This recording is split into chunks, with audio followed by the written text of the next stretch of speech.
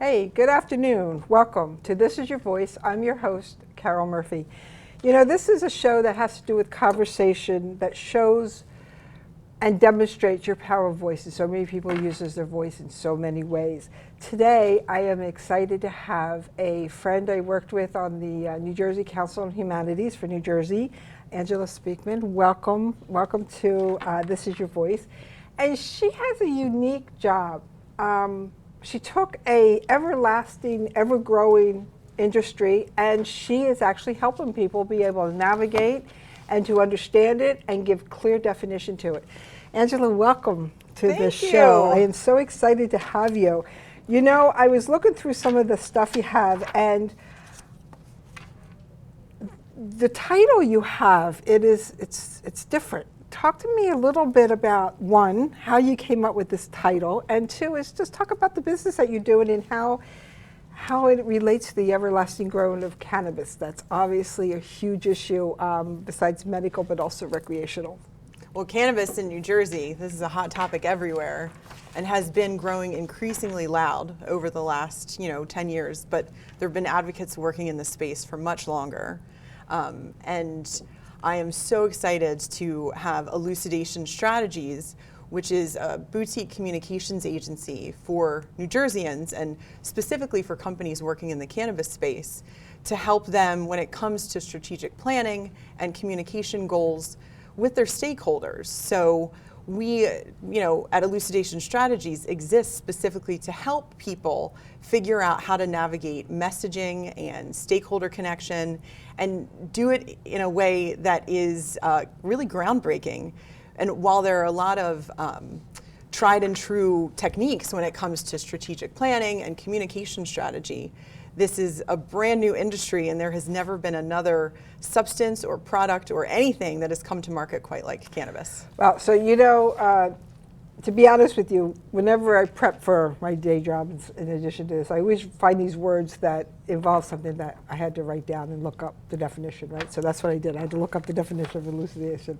So how did you come up with the title? This title, I'll be honest with you, it fascinates me because it is unique. It is something that people just didn't put their name to and just call you Angela Speakman Strategies, right? You came up with this title, and how did you come up with that particular title? This fascinates me. I don't know why, but it does. We're not going to talk about the whole show about your title, but it fascinates me. Well, I'm a communication strategist, and I joke around with friends and colleagues that words are my jam. I love words. I love writing them and assembling them, and I wanted to find the right way to convey what we're really doing. And the base word of the word elucidation is to elucidate. And that is defined as to make something clear or to explain. And every aspect of the cannabis industry in our state and across the country and around the world, there are a lot of things when it comes to cannabis, a lot of topics that would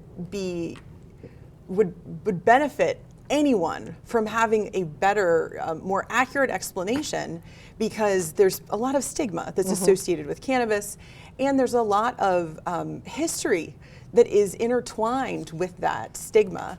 So everything that we'll be doing at Elucidation, whether it's helping create a marketing plan or helping to look at a long-term operational strategic plan, or like hosting community conversations, so bringing people together to be able to explore some of those stigmas and then, address and replace, untruths and false narratives with accurate and true information.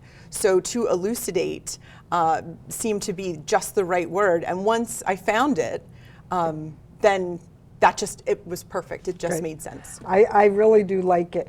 As a person that works in government and policy and legislation, I can tell you we're constantly being approached and talked to by lobbyists, which that's not what your job is, right? You're more on a educational PR type front, but talk to me, how do you get your clients? Does social media play a huge part in it? Because our workforce right now is critical, right? I mean, in New Jersey, along with the whole state of, the whole nation actually, not just in New Jersey, but all the states around the country, I hear constantly about the shortage of workforce. Right. Now we have an industry, cannabis is huge, whether it's medical or recreational. We're seeing more and more shops built up, you know, the Cannabis Advisory and Association and all is huge in making sure that everybody has equal opportunity to open. How do you get your clients? And tell me, how do you approach them about this issue? And is it tough out there finding those clients? I would assume the markets, there isn't a lot of communication people for cannabis. They're all thinking, they're just worried about getting open in one way or the other, right? So talk to me a little bit of business, how you get out in the community with this, because community is huge. Carol, you ask the best questions. That's because I have to think about them as I'm asking. That's the only reason. Well, so when we're looking at cannabis in New Jersey, the latest numbers that just came out for the first year of operation, with looking at the last 12 months, when we have 4 quarters of medical and then 2 quarters of adult use, $431 million in 1 year's time. And that's not even a full year of adult use, or as it's sometimes referred to, recreational cannabis. So this is an industry that is going to touch every New Jerseyan, whether they're pro-cannabis, against cannabis, whether they have no opinion, indifferent. But as far as economic and social, civic-minded and justice and equity issues, as well as environmental issues, that's why cannabis, there's nothing else like it, because it touches every aspect of our lives. And with this industry and it being in its infancy, there's so much opportunity that it's really all over the place at this point. So I found my way into elucidation when I started working with Stockton University. I had skills when it came to teaching at the higher education level, because I've been an adjunct member of the communications department at Rowan for a while. And with Stockton, we really wanted to create a course that was looking at exploring perspectives and messaging, because there's a lot of talk about the education side, and this is physically what happens to you when you use it, and lots of other really important topics. But us taking the time to look at how we've developed those perspectives, messaging from Nancy Reagan's DARE campaign, or messaging from the 1950s or 1960s, when it was so entwined with what was going on politically at that point, and there was such divisiveness heading into, from World War II into Vietnam War, and this topic of cannabis is enmeshed in all of it. Right. So when it comes to how we approach our clients, education plus conversation equals elucidation as far as we're concerned. So right now, the clients that I'm working with are looking at more education-focused initiatives, and that's where elucidation can fill that sweet spot, because our approach is firmly focused on a really thorough, comprehensive understanding of the history and how that has affected how we see things. Right. So there's also different aspects of that client exchange when it comes to some branding work with new dispensaries. These are licensed operators. So there is a distinction when it comes to licensed operators, and they are licensed through the CRC, the Cannabis Regulatory Commission. And then there's all of these other ancillary businesses that have intersection with cannabis. I'm thinking of a bank that I've been working with, where cannabis is not their sole focus. However, when it comes down to expanding services to offer cannabis-focused service, then because it's still a hot, controversial, infant kind of topic when it comes to industry, it's important to make sure that you are getting good information out into the world, that you're not offending or scaring away your maybe more conservative, cannabis-concerned constituency and that kind of thing. So clients at Elucidation have varied between education-focused clients that are looking to convene the conversations, and then some of the more direct, cannabis branding and looking at ways to navigate social media and digital interactions with constituency and building larger audiences. Okay. But there are a lot of restrictions when it comes to social media. So there's a lot of things you have to be worried about. Yes. And to talk a little bit about education, because this is huge to talk to you about. You wrote a book, Cannabis and Communications, Exploring Perspective and Messaging. First of all, I did not realize you wrote a book. Congratulations. Well, that one's the course. That is the actual that's course, the course for Stockton. Yes. Oh, so that's not a book, but you authored the actual course. Yes. Now, do you teach that at Rowan? Not at Rowan, at Stockton. Just at Stockton. And okay. I'm in conversations with other educational, institutions, because this is all kind of unfolding. And right. There's even concern about offering these kinds of courses, because the fact is cannabis is still federally illegal, even though it's state. Even Absolutely. Though in New Jersey it is state legal, and that does provide, I should say, a lot of issues when you're dealing with it from federal versus state. But you mentioned something that I think is extremely important to remember, is that the false information out there about cannabis. We all want to say cannabis does this and cannabis, especially about addiction. At one time we were talking about how cannabis is sort of like the gateway to stopping drugs, right? Getting off of drugs. Help kids or anybody who has maybe cancer, God forbid, and nerves and stress and just that relaxation, right? But I want to just go into another angle, and I don't mean to put you on the spot here. One of the other two things that I think is associated, at least what I'm hearing with cannabis, and it's so different, but because the information and the education is not there. Hemp, which is a big thing, because there were products made out of hemp. That isn't necessarily cannabis. And the other issue I think is huge to start talking about is kratom, which is already in many of our products, especially vitamins and all of that. It's regulatory, making regulations for that. So when someone approaches you about two subjects that maybe they're trying to say is all related to cannabis, how do you direct them? Do you say, hey, go look at this website, go look at my website, or do you have a pamphlet or one pager or something that you can give people that will help set those communication false, or I should say the facts, false facts straight? That's the best way to put it, false facts straight. Say that 4 times. Another good question, Carol. When it comes to cannabis, you are 100% right. There's so much bad information out there, and even in the absence of bad information, there is a lack of information. And when we think about hemp, there is a difference with the hemp plant. It has little to no THC, and THC is one of the cannabinoids that is present in the cannabis plant, but there's different kinds of plants. And now through cultivation technology and advancements that are only going to get stronger as more states legalize, and once we really get rid of that federal substance classification, which is highly problematic.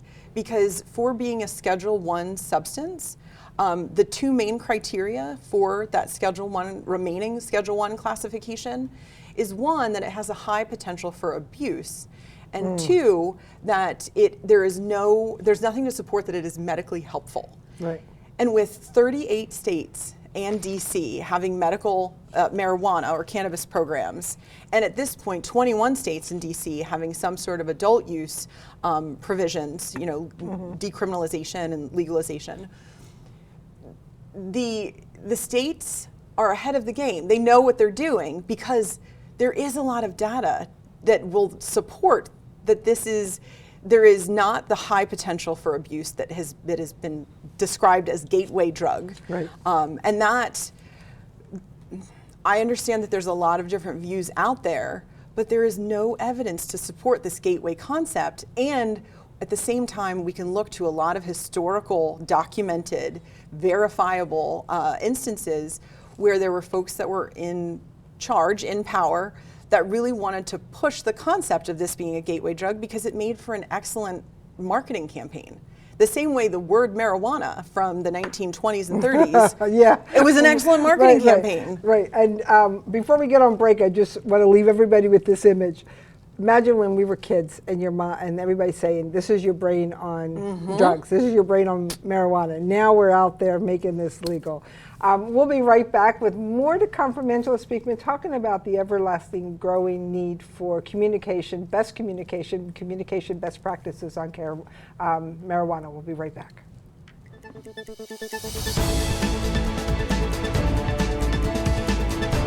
Hi, I'm Bob Hokertl from Kings Road Brewing Company. I'm here to tell you about a brand new show on RVN Television called Cooking with the King. Each week, we're going to taste and sample some of the best beers the Kings Road Brewing Company has to offer. And we're going to talk to area chefs and restaurant owners as we pair our beer with their signature dishes. We're going to teach you how to cook and eat like a king. Cheers.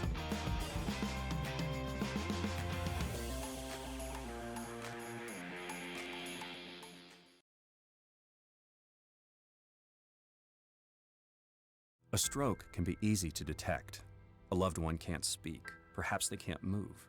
But there's another sign of a stroke that many of us can't see.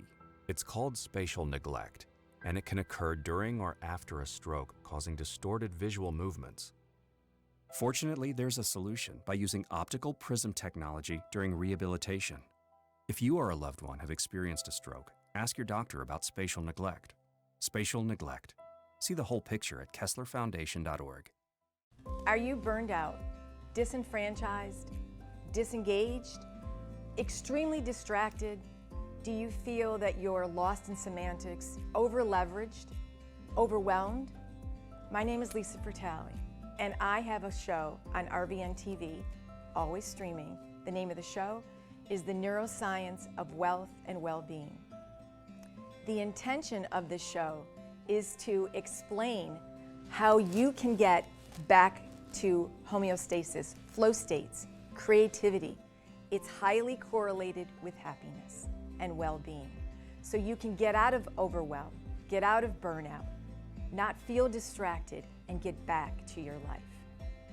You will hear from experts who will get you back on track so you can enjoy your life again. RVN TV, we're always streaming.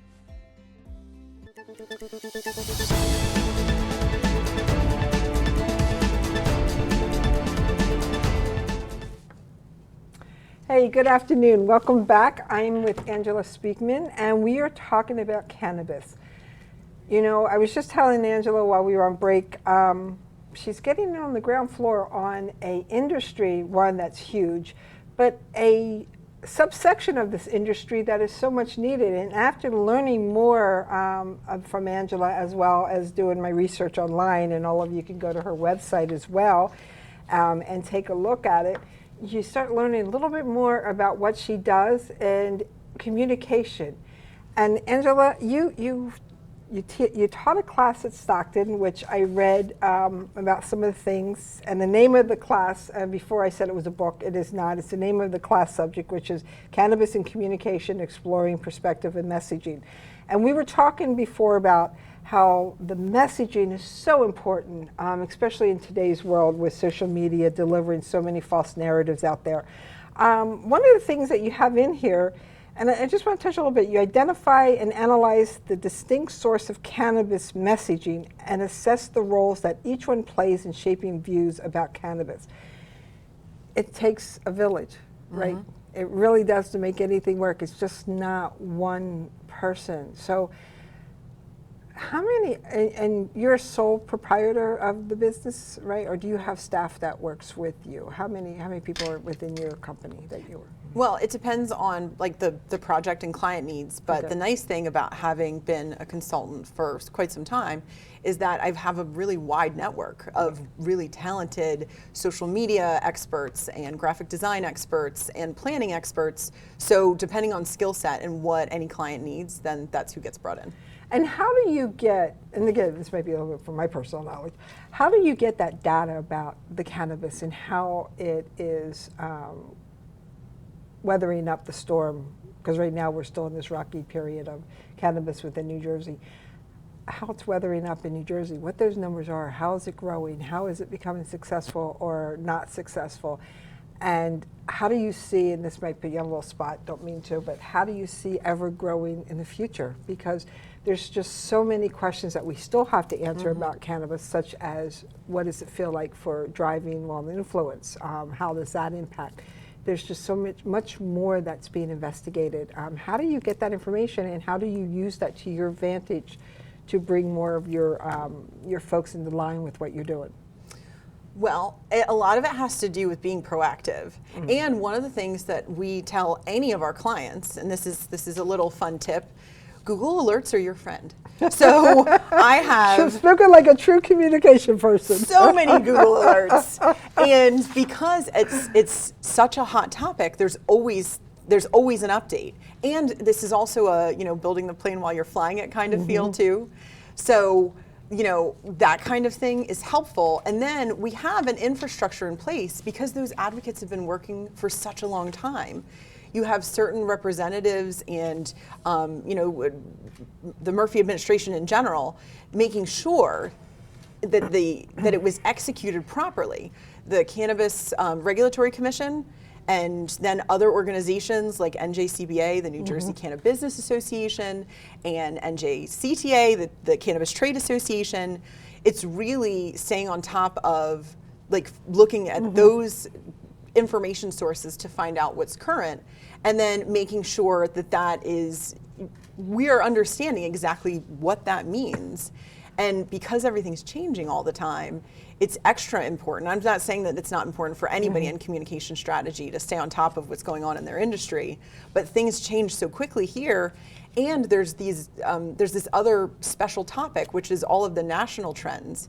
There were several states this past year that went to put it out for referendum and potentially legalize, and some states went yes and some states went no. So there's still more advocacy work to be doing there. So I think it's about really staying on top of it, and I believe in the power of cannabis as a health and wellness, lifestyle enhancing substance when used responsibly for adults. That's right. And knowing that I genuinely believe in it, and it's something that I'm passionate about, it makes a lot of the work very easy. And the funny thing is that I really became really aware of the industry and all that it was going to bring to New Jersey when I was working in Trenton. Oh, okay. And the office that I was in was on State Street, not far down from the Capitol building. And every week, the medical marijuana and then eventually the recreational or adult use marijuana advocates were there. And I mean, this was taken so seriously, so well organized. There are so many advocates that have been working for years and years and years to make sure that we've gotten to this point. So I joined the Cannabis Business Association in 2018 as an individual because I wanted to know more. And then it becomes, it kind of becomes like an obsession. You're looking for the information all of the time. And to stay current and be able to advise clients and provide correct information and up-to-date information for educational opportunities and community conversations, it becomes necessary. So thank goodness I like it. I was going to say, yeah. So, I've done two tours of cannabis. Both of them are of Curaleaf, one in Belmar, and then the one just recently up in Edgewater Park. And I have to tell you, before the regulation committee had come into effect, and medical marijuana was just getting off the ground and it was starting to open, and Curaleaf had came in, which I have to say, what the state does for accountability is huge. Every single thing is accountable for, right? And the rigorous process that actually a cannabis company or a dispensary has to go through, and the hoops they have to jump through, it's almost as if it works like clockwork, because between the inspections and the reporting they have to do, I believe that what we anticipated an issue that was going to probably be so widely unorganized is really organized when it comes to medical. And then when I went to Edgewater Park just recently, you know, again, just like you said, it's just organized, it's efficient, it's controlled. And in 2019, I went to California. Yeah, saw one of the very first dispensaries. And so one of the things I want to ask you after I said all that, you know, when I went to California and we were talking to the guy and we did a tour of, at that time it was very small because it just came into effect. I said to him, so you just put this in, it's only been in there less than a year. And how did you, because we were still thinking about it, you know, New Jersey was still grappling with what they were going to do. I said, how did you come up with rules and regulations? Do you have best practices? And the guy said to me, no, we just jumped into it and we're going to pray at the end and do our. So with that, after all of that, because I'm sure people have horror stories, right, when they're putting this together. There undoubtedly is. What would you say is probably, with what you do in communication, what would be your horror story when it comes to cannabis? What you do, I mean, I could sit here and go through horror stories of what my job is, but in the end, I love it because you're as passionate about your work as what I am about mine. What would you say is your horror stories coming out of the cannabis that you can tell me on the air, we should say, or on film? Well, whatever. The first thing that came to mind is that Elucidation Strategies was born to make sure you don't have any horror stories. So you're like our second coming of cannabis. Well, and, you know, so you're there to help people. You're there to sell a product, or if you're a licensed operator and you're in cultivation or manufacturing, you're there to grow a product or prepare a product to be sold. And you know, our dispensaries, and there are many multi-state operators in the state now, and it's very exciting that recently we're seeing more independent New Jersey entrepreneurs and a lot of social equity applicants that have now been licensed that will be able to provide more of that, let's say, mom and pop feel, as opposed to a multi-state operator like one that's operating in, you know, a bunch of different places. So when I think about helping and supporting all of those efforts, the important thing is that whatever that goal is has some sort of substance behind how you're going to further it. And the way that I think about it is, if you have a sports team, pick a team, soccer, basketball, football, whatever, the big objective is to win, right? Right. But if your whole strategy is just to win, without looking at defense, without looking at offense, without looking at special teams, without looking at, you know, strength training outside of, you know, the actual gameplay and practicing and team camaraderie and all of those different aspects, if you are saying, nope, we're just going to win, that's when the horror stories happen. And it is unfortunate that the way that the industry has evolved, there have been a lot of folks where this was their only option, right? Where they had to just do it and see what happens. And that's great because the passion will see you through. Right. But once you get to that point where there's a little bit of room to breathe, or you're not put in that position, then you can move away from well, let's just win. And then the strategic communications planning in particular helps you to figure out how you're going to address each of those things that will overall, if you take care of all of them, get you to that win. So when I potentially talk with a new client, if they're saying, we want marketing, we want someone to work on our social media right now, but they don't necessarily have the tools for a very strong brand, for a carefully chosen set of images, or an operational value mindset, like these are the things that are important to us as a company, that would be where I would encourage that client to avoid the horror stories, to invest in the things that are the fundamentals first. So before we wrap up, I want to ask you, what is a known fact about cannabis that we do not know that is positive? A positive known fact for cannabis that we can hang our hat on when we say, this is one good thing about cannabis, other than the many things that are out there. So what would you say, in your opinion, is the best thing that we could know about cannabis? Can I have two, if I go fast? Yes, no, you can take go slow, because I won't remember this. Go ahead. I got notes, go ahead. So one is that there is a lot of evidence for thousands of years that people have been using this plant and there are no, terrible repercussions, even if that is what you were taught in 5th grade, in your DARE program. And that's not to say that other drugs or substances are not potentially dangerous, but when it comes to cannabis, if using properly and, figuring out which strain works for you and that kind of thing, because there's a lot of variation, that for thousands of years, this has been something that has been safe and effective, and there's a lot of really smart people that have gone on record saying that this is one of the most valuable resources we have, and it's a shame we've had about a century of not having regular access People to are scared of it. Yeah, and the other thing is, if one of the biggest fears for someone that maybe hasn't used cannabis ever, or it's been a while, is what if I have a bad reaction? An interesting tip that I have learned is that the antidote, if you will, to feeling uncomfortable because of consuming too much THC is actually CBD, and that's one of those other cannabinoids. So the more THC something has, the less CBD, and I know that it probably sounds counterintuitive to think I'm going to take more of this plant, but these are two very different chemical compounds, and that is how you can start to alleviate feelings of uncomfortability if you consume too much. Right. Well, you know what? Speaking from like my college days, never affected me, but we all say that.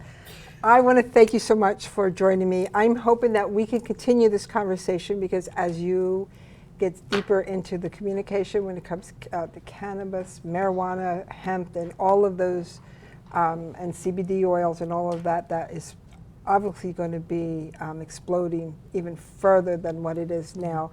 I'm hoping that we can continue this conversation, educate the public, as well as your students. I am so thrilled. And for those out there, if you're interested in more on what Angela can offer, please go to her website. I'm sure she would be more than happy to talk to you if you're an upcoming cannabis business and need somebody to help with communications. I want to thank everyone. Have a great new year, and we'll see you next time.